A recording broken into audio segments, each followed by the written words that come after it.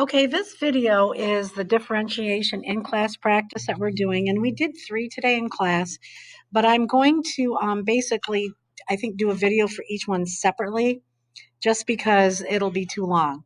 So number 2 is on page 142, number 6, and basically what I'm doing here is making sure that you practice what I've given you because everything for the homework were odds.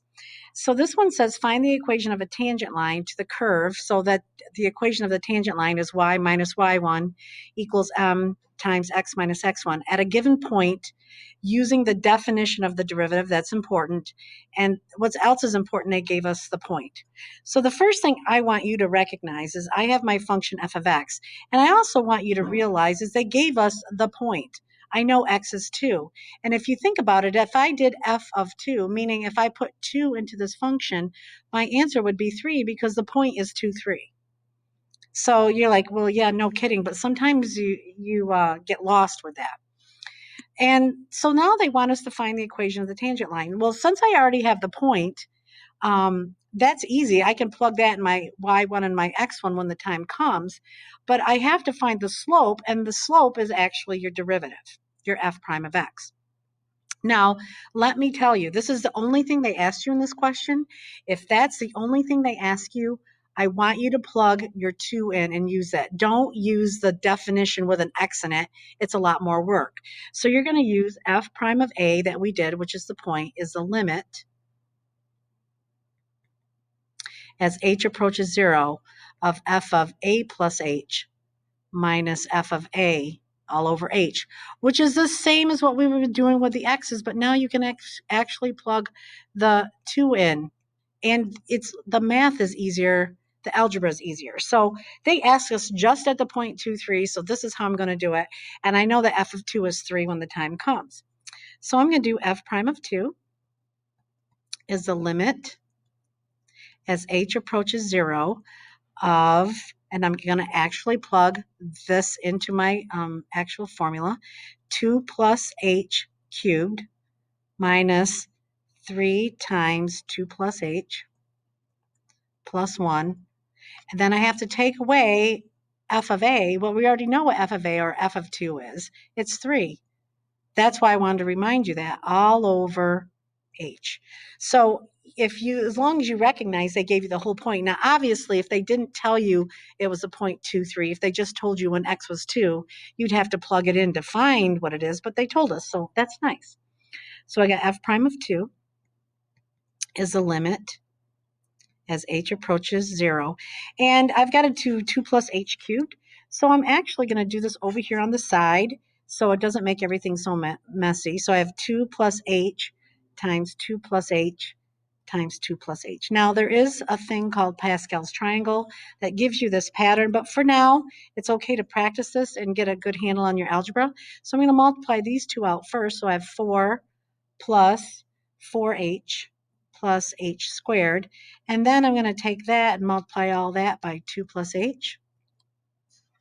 So I'm going to multiply all by 2. So I have 8 plus 8h plus 2h squared.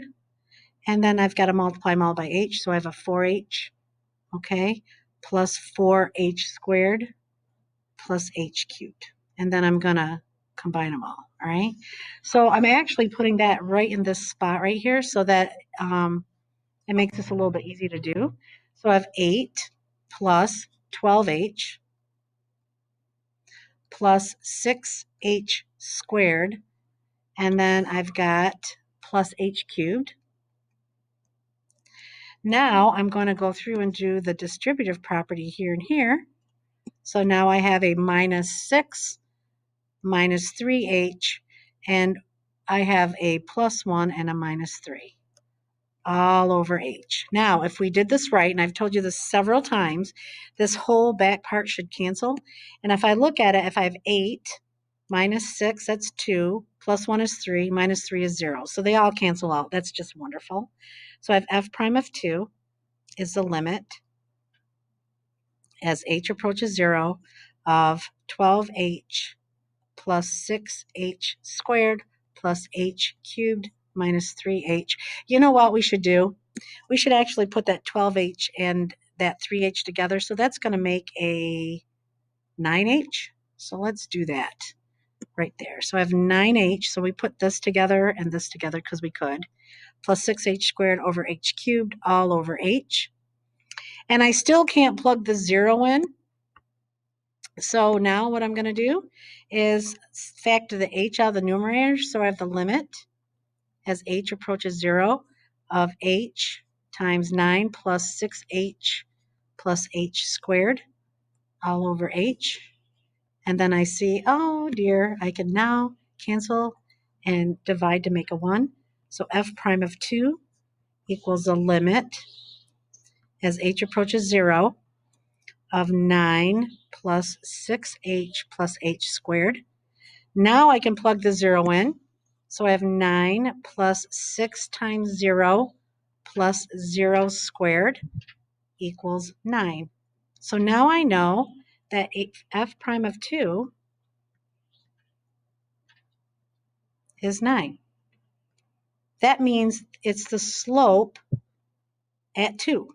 So there's two things we have going here. At the very beginning, I said, don't forget, you know that f of 2 is 3. So that's the 0.23 on the graph.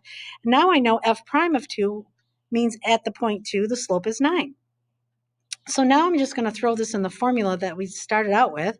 So I have y minus y1 equals mx minus x1. And now I'm going to throw in the point and the slope. So the slope is going to go here. The point is 2, 3. So it's going to be y minus 3 equals 9 times x minus 2. And then I like to have this moved over, the add 3 to both sides. I have y equals 9 times x minus 2 plus 3. And now that's perfectly fine for your line. Or I would multiply that out because I'm going to show you why. So this is good. I would accept that. But if I actually kept multiplying that out and distributed, I'd have 9x minus 18 plus 3. Or I could say y equals 9x minus 15. So the reason why this is point slope form and it's kind of moved over so I could still see my point in the slope. This one is my y-intercept form, so I know it crosses at negative 15, but both of them have a slope of 9. But the reason why I did that was so when you graph it, you can check it. So this is the important part of this. Watch. So we did this in class. You can check, you could do this before you even started. So I have this graph. I hope you can see it. So if you put in there, I could do this before I even started. And if you hit menu, and if you hit analyze graph, you're going to see something called dy dx, which looks like slope, the change in y over x, which is derivative. And if I click that, and then I wanted to know the slope at 2, all you do now is hit 2 and hit enter. Bam, look at my graph. It told me it's 9 there, and it's pretty steep. So I knew the answer was 9 before I started. But here's even cooler. If you hit menu, and if you hit geometry and go underneath points and lines and do tangent, if you come over and touch that, it tells you, look, there's your line. I actually came on there twice. It's 9x minus 15. So I could have known right off the bat that my answer was 9, the slope, and I know the equation of the tangent line even before I did all of this. And I don't care. You can check it all like that. So here's the very first one, number 2. I'll be doing a video for the next 2 we did in class. So that's the end of this video.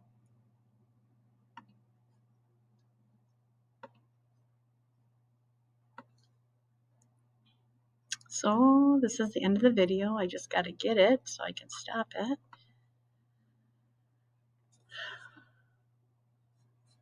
I have too many files open, I think. There we go.